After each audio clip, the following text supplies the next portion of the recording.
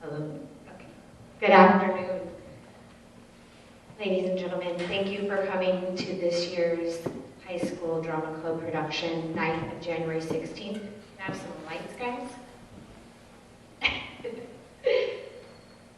This is a play written by Ayn Rand, who also wrote The Fountainhead, if you're familiar with that.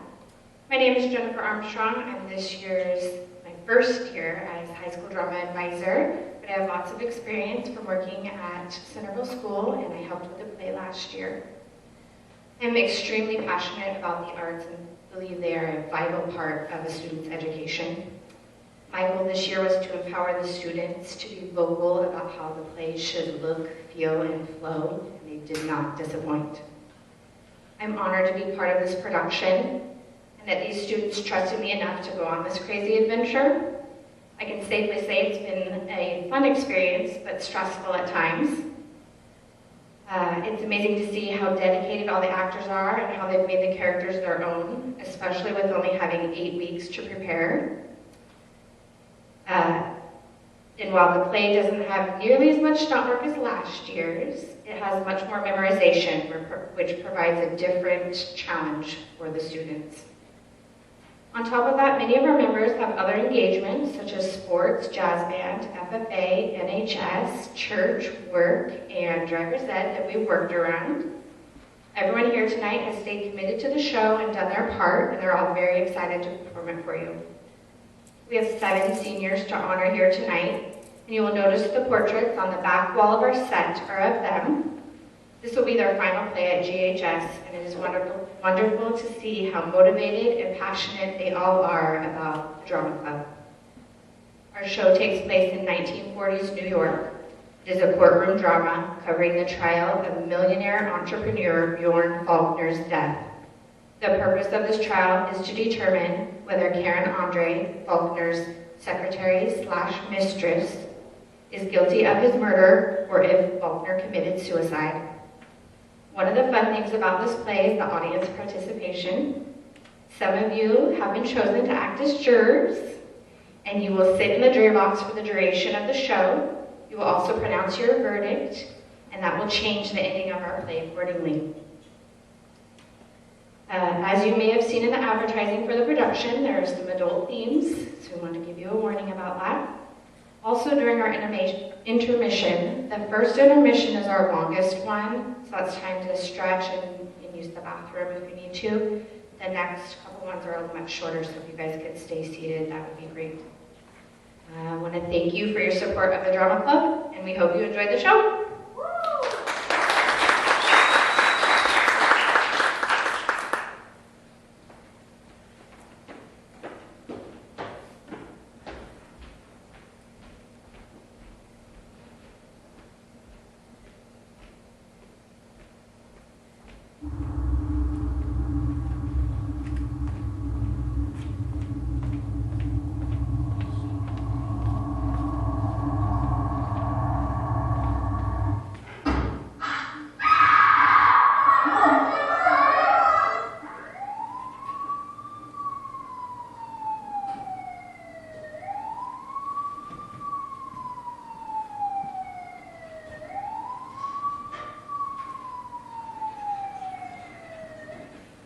A man has just fallen 50 stories off the Faulkner building.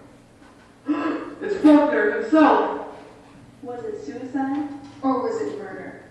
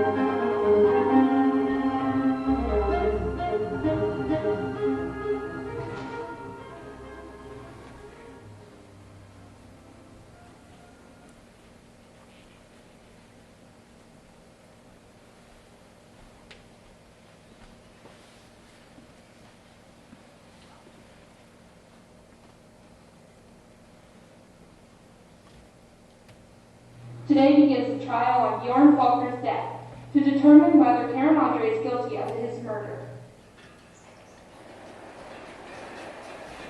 Court attention. Superior Court number 11, the State of New York. The Honorable Judge Wilma Heath presiding. The people of the State of New York versus Karen Andre. Ready, Your Honor. Ready, Your Honor. Clerk, draw a jury. Ladies and gentlemen, you are the jurors who will try this case. 10 of you have been drawn to perform this duty. You will receive your instructions from the judge. Ladies and gentlemen, you are the jurors who will try this case. At its close, you will retire to the jury room and vote upon your verdict. I instruct you to listen to the testimony carefully and pronounce your judgment to the best of your ability and integrity. You are to determine whether the defendant is guilty or not guilty, and your fate rests in your hands. The district attorney may now proceed. Your Honor, ladies and gentlemen of the jury, on the 16th of January, near midnight, when the lights of Broadway blazed an electric dawn over the festive crowds below, the body of a man came hurtling through space and crashed, a disfigured mess at the foot of the Faulkner building. That body had been Sweden's great financier, Bjorn Faulkner. He fell 50 stories from his luxurious penthouse, a suicide, we were told. A great man unwilling to bend before his imminent ruin. A man who found the fall from the roof of a skyscraper shorter and easier than a descent from his tottering throne of the world's financial dictator. A few months ago, behind every big transaction of gold in the world, stood that well-known figure. Young, tall, with an arrogant smile, with kingdoms and nations in the palm of one hand and a whip in the other. If gold is the world's lifeblood, then Bjorn Faulkner, holding its dark hidden arteries, regulating its ebb and flow, its every pulsation, was the heart of the world. Well, ladies and gentlemen, the world has just had a heart attack. And like all heart attacks, it came rather sudden. No one suspected the gigantic swindle that lay at the foot of the Faulkner Foundation. A few days after his death, the world shook from the crash of his business. Thousands of investors were stricken with the paralysis which follows when that monstrous heart stopped beating. Bjorn Faulkner had had a hard struggle facing the world, but he had an even harder struggle to face in his heart. A struggle which this trial will have to uncover. 2 women ruled his life and death, and here is one of them, ladies and gentlemen, Miss Karen Andre, Faulkner's efficient secretary and notorious mistress. But 6 months ago, Faulkner came to America to get a loan and to save his fortune.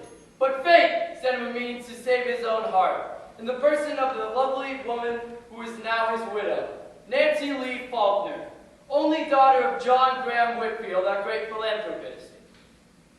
Faulkner had thought he had found salvation and a new life in the virtuous innocence of his young bride. And best proof of this is 2 weeks after his wedding, he dismissed his secretary, Karen Andre. He was through with her, but one is not easily through with a woman like Karen Andre.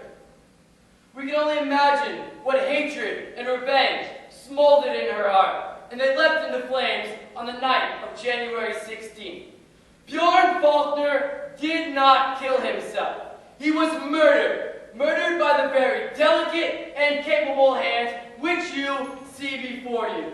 The hands that helped to raise him high over the world. The same hands that threw him down from as great a height to crash into the pavement as cold as this woman's heart.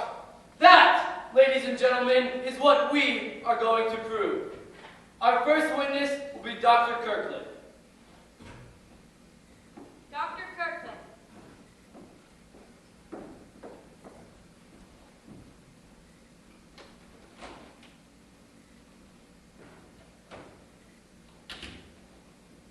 You solemnly swear to tell the truth, the whole truth, and nothing but the truth. So help you God. I do.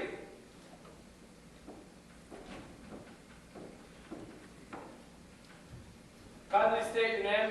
Thomas Kirkland, What is your occupation? medical examiner of this county. In the course of your duty, what were you called upon to do on the night of January 16th? I was called to examine the body of Bjorn Faulkner. What did you find? A body, mangled to an extreme degree. What did you establish as the cause of death? A fall from a great height. How long had Faulkner been dead when you examined his body? I reached the body about half an hour after the fall. Judging by the condition of the body, could you say exactly how long it had been dead? No, I could not. Owing to the cold weather, the blood had coagulated immediately, which makes a difference of several hours impossible to detect. Therefore, is it possible Faulkner could have been dead longer than half an hour? It is possible. Could his death have been caused by anything other than the fall? I found no evidence of it. For instance, had his skull been crushed in before the fall? Could you tell by examining his body? No. Owing to the condition of the body, it would be impossible to determine. That's all, Doctor.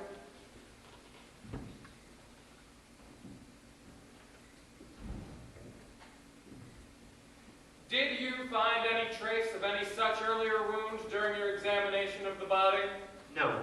Did you I did find not. any indication that death might have been caused by anything other than the fall? No, I did not. That's all.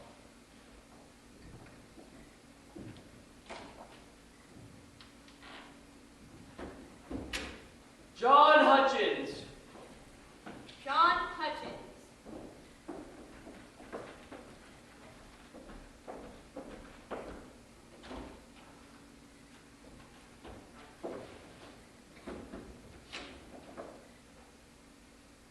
You solemnly swear to tell the truth, the whole truth, and nothing but the truth. So, I do. What is your name John Joseph Hutchins. and your occupation? I'm the night watchman in the Faulkner building. Did Mr. Faulkner have business offices in that building? Yes. Do you know who owned the penthouse on the roof of that building? Certainly, sir. Mr. Faulkner did. And who lived there? Mr. Faulkner and Miss Andre did. That is, before Mr. Faulkner's marriage. And after his marriage?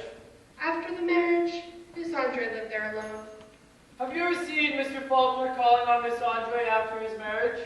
Only once. And that was? On the night of January 16th. Kindly tell us about it. Well, it was about 10:30, and How do you know the time? I come on duty at 10, sir. It was no later than half an hour after. And the entrance doorbell rang. I went down to open the door, and Mr. Faulkner and Miss Andre were there. I was surprised because Miss Andre has her own key, and usually she lets herself in. Was she alone with Mr. Faulkner? No, there were two other gentlemen with them. Who were they? I don't know. Had you ever seen them before? No, never. What did they look like? They were tall and sort of slender, both of them. One of them had sharp cheekbones, as I remember. And the other one, I couldn't see on account of his hat being all crooked over his eye. He must have had a bit too much, meaning no disrespect. Just what do you mean? He was a bit tight. He wasn't very steady on his feet, so that Mr. Faulkner and the other gentleman had to help him. They almost dragged him into the elevator. Did Mr. Faulkner look worried? No, on the contrary, he looked very happy. Did he look like a man contemplating suicide? We object, Your Honor. Objection sustained. Did the others in the party seem happy too? Yes, Miss Andre was smiling, and Mr. Faulkner laughed as he went up in the elevator. Did you see any of them leave that night? Yes, the first one left about 10 minutes later. Who was that? The drunken one. He came down the elevator all by himself. He didn't seem so drunk anymore. He could walk, but he staggered a little. Did you see where he went? Well, I wanted to help him to the door, seeing the condition he was in. But he saw me and he hurried out. He got into a car parked right at the entry. And did he step on it? But cops must have got him. What makes you think that? Well, I noticed a car that started right after. What car? The defendant will please keep quiet. If Miss Andre will let me do the questioning, I may satisfy her curiosity. I was just going to ask, what car, Mr. Hutchins? A big black sedan, parked 2 cars away from her. Who was in it? I saw only one man. What makes you think he was after the first car? Well, I couldn't be sure he was. It just was funny they started together like that. Did you see the other guests of Miss Andre leaving too? Yes, it wasn't more than 10 minutes later that he came out the elevator. What did he do? Nothing unusual. He seemed to be in a hurry. He went right out. And then what happened? I started on my rounds of the building. And it must have been an hour later, I heard screams down in the lobby. I rushed down, and as I came to the lobby, I saw Miss Andre running out of the elevator, sobbing wildly, her gown all torn. What did she do? She screamed and fell on her knees when she saw Faulkner on the pavement. It was horrible, sir. I've never seen a body smashed like that. That's all, Mr. Hutchins.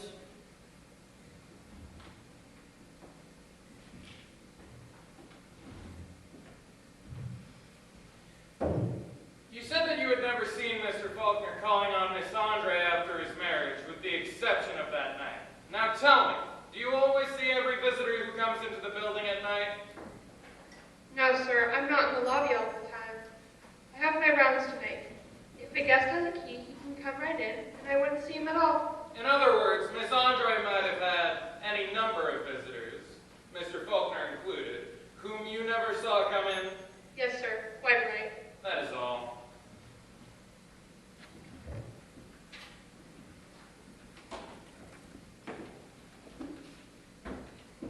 Homer Van Fleet. Homer Van Fleet.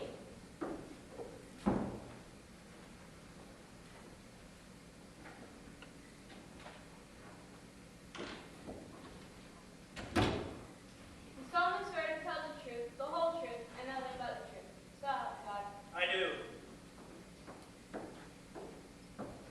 Your name? Homer Herbert Van Fleet, Occupation? private investigator, What was your last assignment? shadowing Mr. Bjorn Faulkner By whom were you hired to do it? by Mrs. Faulkner. Were you shadowing Mr. Faulkner on the night of January 16th? I was. Kindly tell us about it. I'll start with 6:13 p.m. And how do you know the time? Part of my duties. Had to record it and report back to Mrs. Faulkner. I see. 6:13 p.m. Mr. Faulkner leaves home on Long Island. Wears formal dress suit. Drives car himself. Alone. Special notation. Mr. Faulkner has unusual speed all the way to New York. Where does Mr. Faulkner go? He drives up to the Faulkner building and goes in. It is now 7:57 p.m. All offices closed. I wait outside in my car. 9:35 p.m.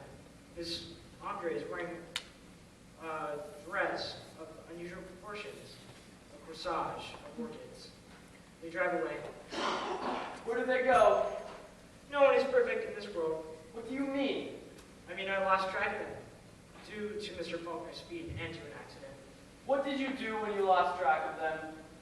I returned to the Faulkner building and waited. When did they return? They returned at 10:30 p.m. exactly. The gray car follows them. Mr. Faulkner gets out and helps Miss Andre. While she rings the bell, he opens the door of the gray car. A tall gentleman in formal clothes steps out, and together they help out a third gentleman, the latter, wearing a dark gray sport coat. Special notation, the aforementioned gentleman shows signs of inebriation. They all go into the Faulkner building. Then what did you do? Left my car and went to Gary's Grill. I must explain that I allow myself to take nourishment every 4 hours, and 4 hours had elapsed since we left Long Island. I stood at the window and watched the Faulkner entrance door. What did you observe? Nothing, for 15 minutes. Then the man in the gray coat comes out and starts the car. The gray car, obviously in a hurry, drives south. Did you see the other stranger leave? Yes, 10 minutes later, he gets in the car which sits at the curb. I don't know how it got there, but there it is. And he seems to have the keys. He gets in and drives away, south. Have you ever seen Mr. Faulkner with these two men before? No, first time I ever saw them. What did you do when they left? But wait, Mr. Faulkner is now alone up in the penthouse of Miss Andre. I'm curious, professionally, decided to do some closer investigating. Have a special observation post. Had used it before. And where is that? At the Skytop nightclub, roof of Burke's building. just three doors away from Faulkner's. There's an open gallery there off the dance floor. You can see the Faulkner penthouse clear as the palm of your hand. I look out, and I yell. What did you see? No lights. Karen Andre's white gown shimmering in the moonlight. She's hoisting a man's body up on a parapet. A man in evening clothes. Faulkner. She pushes him with all her strength. No resistance. He goes over the parapet, down into space. Then what do you do? I rush back into the dining room and yell about what I'd seen. The crowd follows me to the bottom of Faulkner Building. We find the bloody mess on the pavement and Miss Andre sobbing over it, fit to move a first-night audience. Did you speak with her? No. The police arrive and I report, as I've said here. No witness.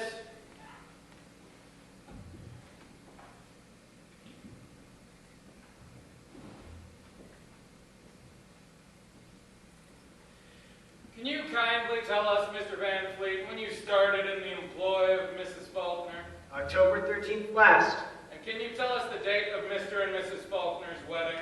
October 12th, the day before. Exactly. Just the day before. In other words, Mrs. Faulkner hired you to spy on her husband the day after their wedding? So it seems. What were Mrs. Faulkner's instructions when you were hired? To watch the reaction of Mr. Faulkner and report in detail. Any special attention to Miss Andre? No. Had Mr. Faulkner been calling on Miss Andre after his marriage? Yes, frequently. In the daytime? Seldom. Did you report this to Mrs. Faulkner? I did.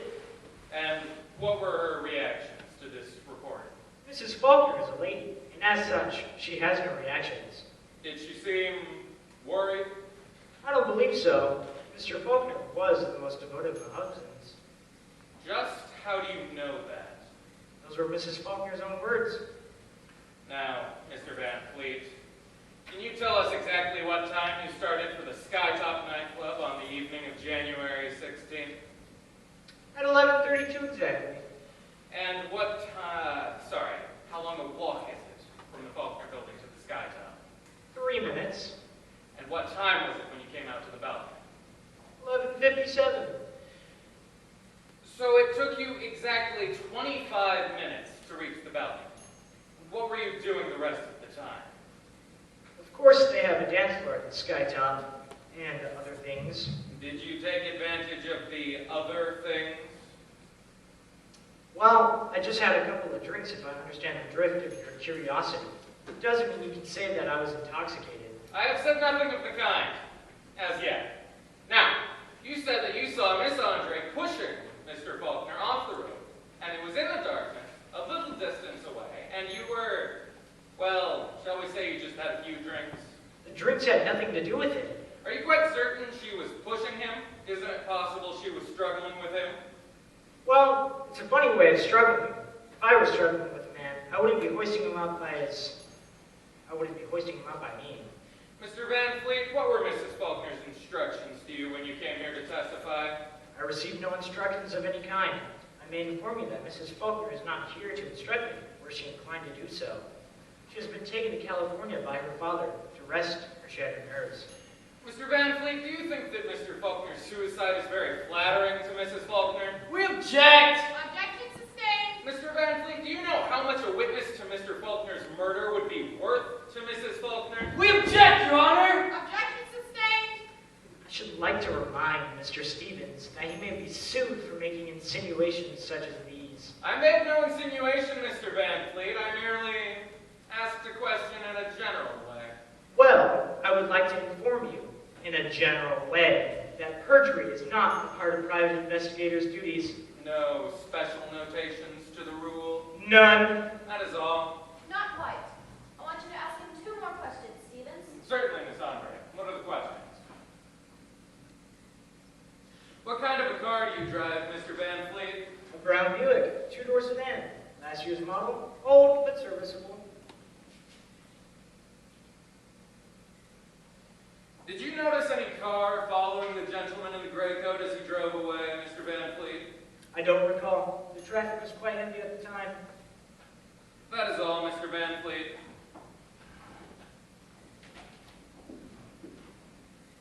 Inspector Sweeney. Inspector Sweeney,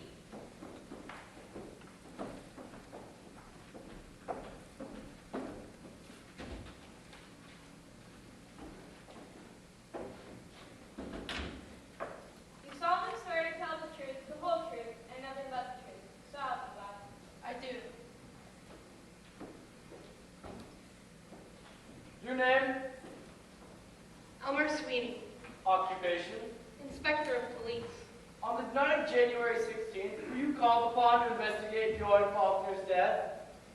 Yes, I was one of the first officers to reach the spot. Did you question Miss Andre?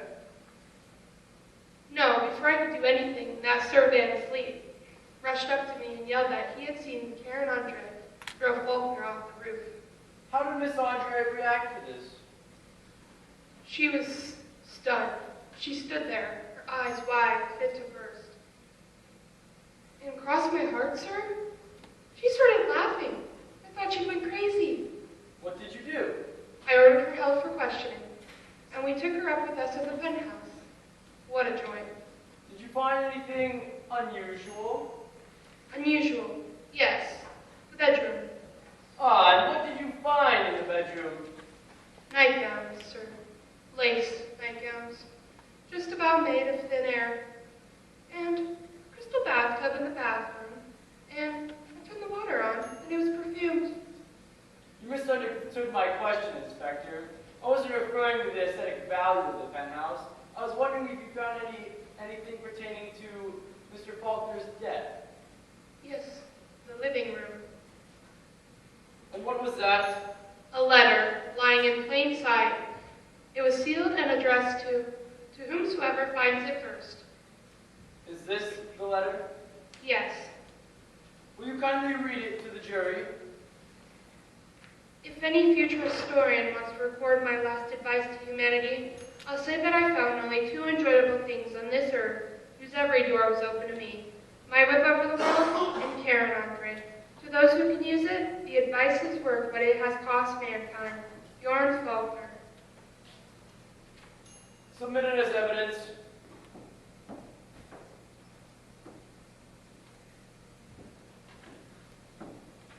Accepted as Exhibit A. Did you question Miss Andre about this letter? I did. She said that Faulkner wrote it and left it there, and ordered her not to touch it, then went out to the roof garden. She struggled with him when she saw what he was going to do, but she couldn't stop him. Did you ask her who she had been with that night? I did. She said two other gentlemen had.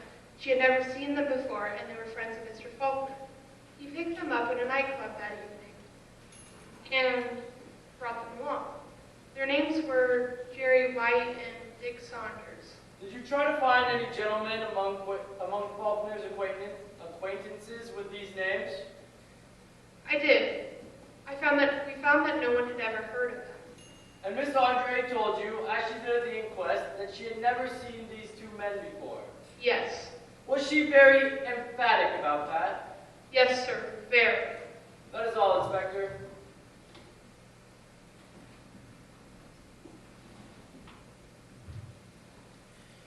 Miss Andre told you that she had struggled with Faulkner to prevent his suicide. Did you notice any evidence of a struggle in her clothing? Yes, sir. Her dress was torn. It had diamond shoulder straps, and one of them broke, so she had to hold the dress up with one hand. And what did you think of that? Do I have to answer? You certainly do. Well, I wished she would have broken the other strap, too. I meant, did you think as though her clothes looked as though they were ripped in a struggle? It looked like it. Yes, sir. Now, can you tell us why on earth you turned the shower on in the bathroom? Well, you see, we heard Faulkner had wine instead of water in it. You mustn't believe all the rumors you hear about Bjorn Faulkner. That is all, Inspector.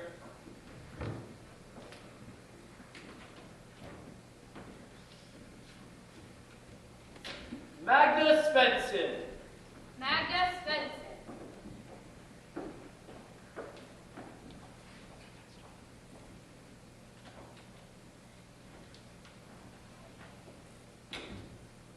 You solemnly swear to tell the truth, the whole truth, and nothing but the truth. So help you God. I swear.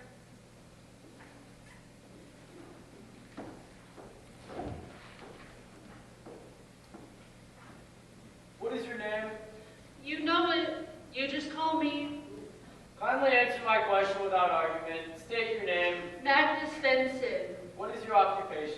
I am housekeeper By whom were you last employed? by Herr Bjorn Faulkner, and before that, his father. How long have you been employed by them? I've been in the family 38 years. I remember Herr Bjorn since he was a little child. When did you come to America? I've been here 5 years. What were the duties Faulkner assigned to you? I keep penthouse for him. He'd visit here every year or so. I stay even after he go when he get married, but I'm never employed by this one. Now, Mrs. Svensson. Miss Svensson? I beg your pardon, Miss Svensson. What do you know of Miss Andre's relations with Mr. Faulkner? Decent women like me should know about such things, but sin is shameless in this world. Tell us about it, Miss Svensson. From very first day this woman appeared, she was living with Herr Faulkner. Sometimes they talked loans and dividends in bed. Other times, the door to his office was locked and under the window shades that was pulled down. I seen her lace pants on the windowsill. Your Honor, we object. I think Miss Andre should have objected many years ago. Such a line of testimony is outrageous. These are facts pertaining to the vital question of their relationship and... Silence, gentlemen! I shall ask the witness to word her testimony more carefully. Sin is sin. Any name you call it, Judge. Miss Svensson, do you know of any instance when Miss Andre's conduct was detrimental to Mr. Faulkner in ways other than moral? I do so. You try to count up all money you waste on that woman. Can you tell us an instance of his extravagance? He had a platinum gown made for her. Yes, I said platinum. Fine mesh, fine and soft as silk, she wore on her naked body. He would make a fire in the fireplace, and he would heat the dress and then put it on her. And she asked to put it on as hot as she can stand. And if it burned her shameless skin, she laughed like the pagan she is, and he kissed the bird, wild-like tiger. Your Honor, we object. This testimony is irrelevant and only tends to prejudice the jury against Miss Andre. Let her talk, Stevens. Perhaps it may prejudice the jury in my favor. Mr. Stevens has my sympathy. His client is not an easy one to handle. Silence! Objection overruled. Did you observe Mr. Faulkner's attitude toward his marriage? He was happy for the first time in his life. He was happy like a decent man who found the right road. Did you know of anything that made him worry in those days? That could bring him to suicide eventually? No, nothing. Now tell us, Miss Svensson, what was Miss Andre's attitude toward Mr. Faulkner's marriage? She's silent. Like Mrs. so Faulkner! I understand you wanted to call me as a witness, Mr. Flint? I did, Mrs. Faulkner, but I thought you were in California. I was. I escaped. You escaped? Father was concerned over my health. He wouldn't allow me to come back. But I wanted to do my duty towards the memory of my husband. I'm at your disposal, Mr. Flint. I can only express my deepest appreciation, Mrs. Faulkner. If you will kindly take a seat, we will be with you momentarily. Thank you. You were telling us about Miss Andre's attitude toward Mr. Faulkner's marriage? I said she keeps silent. I hear her crying one night after marriage. Crying, sobbing, and that's the first and only time in her life. Did she seem to suffer much? Suffer? No, not her. One man more or less makes no such difference to her. I seen her unfaithful to Herr Faulkner on the night of his wedding. Unfaithful with who? I don't know the man. I seen him first time the night of Herr Faulkner's wedding. Tell us about it. Oh, I gone to wedding. It was beautiful. My poor Herr Bjorn so handsome, and the young bride all white and lovely as lily. I cried like looking at my own children. But she not go to wedding. Did Miss Andre stay at home? She stay home. I come back early. I come in servant's door. She not hear me come. She was home, but she was not alone. Who was with her? He was. The man out on the roof in the garden. It was dark, but I could see. He holding her in his arms, and I think he wanted to crush her bones. He bent her back so far, I think she fell into her own reflection in the pool. and then kiss her, and I think he never gets lips off hers. And then? She stepped aside and saying something. I cannot hear her. She speak very soft. He not say word. He just take her hand and kiss it and hold it on his lips so long, I get tired of waiting and go back to my room. Did you learn the name of that man? No. Did you see him again? Yes, once. And when was that? The night of January 16th. Tell us about it, Miss Benson. Well, she very strange that day. She called me and said I have the rest of the day off, and I've been suspicious. Why did that make you suspicious? My day off is Thursday, and I not asked for second day. So I said to her, I don't need the day off. But she said she not need me, so I go. What time did you go? About 4 o'clock, but I want to know secret. I come back. When did you come back? About 10 at night. The house dark. She not home, so I wait. Half hour after, I hear them come. I seen Herr Faulkner with her, so I afraid to stay. But before I go, I seen 2 gentlemen with them. One gentleman, he drunk. I not know him. Did you know the other one? The other one, he was tall and lanky and had sharp cheekbones. He was the man I seen kissing Miss Andre. That's all, Miss Benson. Just a minute, Miss Benson. You still have to have a little talk with me. For what? I say all I know. You may know the answers to a few more questions. Now, you said that you saw that stranger kissing Miss Andre? Yes, I did. And you said it was dark that time you saw him first. Yes, it was dark. And, on the night of January 16th, when you were so ingeniously spying on your mistress, you saw her come in with Mr. Faulkner, and you hurried to depart in order not to be caught. Am I correct? You have good memory. You just had a swift glance at the 2 gentlemen with them? Yes. Could you tell us what the drunken gentleman looked like? How can I? Too dark to notice face, and no time to notice face, and too dark a door. So it was too dark, and you were in a hurry, and yet you were able to identify a man you had seen but once before. Let me tell you, mister, I respect oath, and I'm a religious woman, but I said it was the same man, and I say it again. That is all. Thank you, Miss Benson.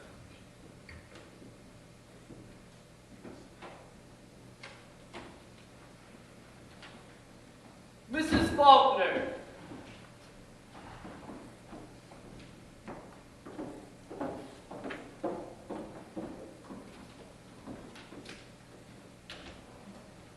You solemnly swear to tell the truth, the whole truth, and nothing but the truth. So help you God. I do. What is your name? Nancy Lee Faulkner. What relations were you with the late Bjorn Faulkner? I was his wife. I realize how painful this is to you, Mrs. Faulkner, and I appreciate your courage. But I will have to ask you many questions that will awaken sad memories. I'm ready, Mr. Flint. When did you first meet Bjorn Faulkner? In August of last year, Where did you meet him? at a ball given by my friend, Sandra Van Rensselaer, in Newport. Will you kindly tell us about it, Mrs. Faulkner? Sandra had introduced us. I remember she said, "Here's a tough one for you, Nancy. I wonder whether you'll add this scalp to the well-known collection." Sandra had always insisted on exaggerating my popularity. I danced with him that night. We danced in the garden, under the trees, and stopped at the edge of the pool. We were alone in the darkness, with the faint sound of the blue Danube walls filling the silence. Mr. Faulkner had reached up to pick a rose for me. As he tore it off, his hand brushed my bare shoulder. I don't know why, but I blushed. He noticed and apologized, smiling graciously. Then he took me back to the guests. I think we both felt a silent understanding, for we did not dance again with each other that night. When did you see Mr. Faulkner again? 3 days later, I invited him to dine at my home on Long Island. It was a real Swedish meal, and I cooked it myself. Did you see him often after that? Yes, quite often. His visits became more and more frequent until the day Until today? he proposed to me. Please tell us about it, Mrs. Faulkner. It was a beautiful day with a bright full sunshine. Mr. Faulkner and I were driving alone. I was driving my car, and I felt so young. so happy that I grew reckless. I'm sorry, it's a little hard for me to remember those days. I was reckless and lost our way. We stopped on a strange country road. I laughed and said, "We're lost, and I've kidnapped you." He answered, "The ransom you want is not in circulation." Then, suddenly, he looked straight at me and seized my hand and said, "What's the use of pretending? I love you, Nancy." I'm so sorry, Mrs. Faulkner. Do we wish to be dismissed now and continue tomorrow? No, thank you. I can go on. It was then he first told me about the desperate state of his fortune. He said he had to tell me the truth, that he could not ask me to marry him when he had nothing to offer me. But I loved him, so I told him that money had never meant anything to me. Did Mr. Faulkner feel hopeless about his future at the time your engagement was announced? No, not at all. He said that my faith in him and courage helped him so much. I made him realize that it was his duty, our duty to the world that he had wronged, not to ourselves, to save his enterprises. I made him realize his past mistakes, and he was ready to atone for them. We were entering a new life, to the devotion and service and welfare of others. Did you remain in New York after your wedding? Yes. We made our home at my Long Island residence. Mr. Faulkner gave up his New York penthouse. Did Mr. Faulkner tell you of his relations with Miss Andre? No, not then. But he did, 2 weeks after our wedding. He came to me and said, "Dearest, there was a woman, and I feel I must tell you about her." I said, "I know it. You don't have to say a word if you'd rather not, dear." And what did Mr. Faulkner tell you? He said, "Karen Andre is the cause and symbol of my darkest years, and I am going to dismiss her." What did you reply? I said that I understood and that he was right, but I said, "We must not be cruel. Perhaps you could find another position for Miss Andre." He said he'd provide for her financially, but that he never wanted to see her again. He, therefore, dismissed Miss Andre of his own choice? Mr. Flint, there are 2 types of women in this world, and my kind is never jealous of the other. What was Mr. Faulkner's business situation after your wedding? I am afraid I don't understand much about business, but I know that my father made a loan, a very large loan, to my husband. Mrs. Faulkner, will you tell us whether you think it is possible that Bjorn Faulkner committed suicide? I think it is totally impossible. Did he ever speak of his plans for the future? We used to dream of the future together, even on the evening before his death. We were sitting in his study by the fire, talking about the years ahead. We knew we would not be wealthy for long, if ever, but we didn't care about that. We had renounced material concerns with all their consequences: pride, selfishness, ambition, the desire to rise above our fellow men. We had devoted our life to spiritual values. We were planning to leave the city, to be part of some modest community, to be like everyone else. And that was on the night of January 15th, the day before his death? Yes. What did he do on the day of January 16th? He spent it in town, on business, as usual. He came home late in the afternoon and said he had a business banquet to attend to in New York. He did not have dinner at home. He left about 6 o'clock. What banquet was Mr. Faulkner supposed to attend? He did not tell me, and I didn't ask. I never made it a point to interfere with his business. Did you notice anything peculiar when he said goodbye to you that night? No, not a thing. He kissed me and said he tried to come home early. I stood there and watched him as he drove away. He waved to me as his car disappeared in the dusk. I stood there for a few minutes, thinking of how happy we were, of what a perfect dream our love had been, like a delicate idol, like I didn't know that our beautiful romance would indirectly, through jealousy, bring about his death. Your Honor, we object. Move that be stricken out. The witness's last sentence may go out. Thank you, Mrs. Faulkner. That is all.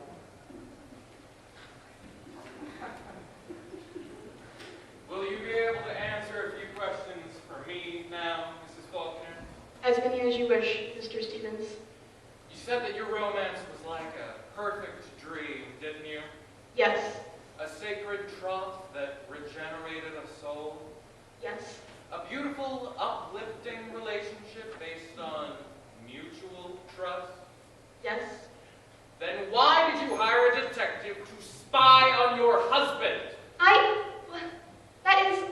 didn't hire a detective to spy on my husband. I hired him to protect Mr. Faulkner. Will you kindly explain that? Well, you see, some time ago, Mr. Faulkner had been threatened by a gangster. Guts Reagan, I believe that they call him that. Mr. Faulkner paid no attention to it. No one could intimidate him. He even refused to hire a bodyguard. But I was worried. So as soon as we were married, I hired Mr. Van Fleet. I did so secretly because I knew that he would object. How could a sleuth following at a distance protect Mr. Faulkner? Well, I heard that the underworld has a way of figuring out those things. I thought that they would not attack a man who was constantly watched. So all Mr. Van Fleet had to do was to watch Mr. Faulkner? Yes. Mr. Faulkner alone? Yes. Not Mr. Faulkner and Miss Andre? Mr. Stevens, that supposition is insulting to me. I haven't noticed you sparing any insults, Mrs. Faulkner. I'm sorry, Mr. Stevens. I assure you that was not my intention. You said that Mr. Faulkner told you he never wanted to see Miss Andre again. Yes, he did. And yet, he called on her after his marriage. He called on her often, and at night. Your detective told you that, didn't he? Yes, I knew it. How do you explain it? I cannot explain it. How could I know what blackmail she was holding over his head? How do you explain the fact that he lied to you about the business banquet on the night of January 16th and went directly to Miss Andre's house? If I could explain that, Mr. Stevens, I might be able to save you the bother of this trial. We would have an explanation of my husband's mysterious death. All I know is that she made him come to her house for some reason which he could not tell me, and that he was found dead that night. Mrs. Faulkner, I want you to answer just one more question. Yes. I want you to state here, under oath, that Bjorn Faulkner loved you. Bjorn Faulkner was mine. That is all. No, that's not all. Ask her one more question, Stevens. Of course, Miss Andre. Ask her whether she loved him. I did, Miss Andre. Then